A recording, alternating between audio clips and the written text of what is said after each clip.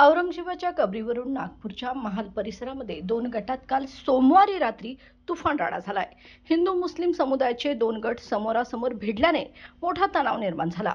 जमावाने मोठ्या प्रमाणावर दगडफेक केली. संतप्त जमावाने जाळपोळ देखील केली.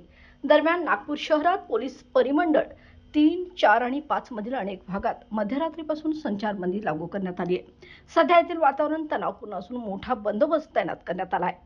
या घटनेनंतर आता पोलिसांनी कोम्बिंग ऑपरेशन राबवत जवळपास 50 जणांना ताब्यात घेतलंय.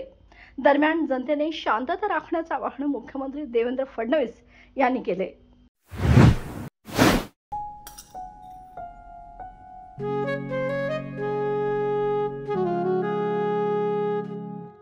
बाबा, आज येताना बासुंदी घेऊन या ना.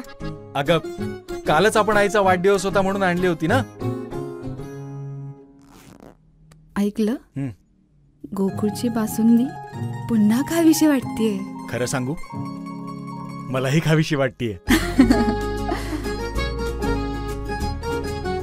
पुन्हा पुन्हा खावीशी वाटणारी गोकुळ बासुंदी.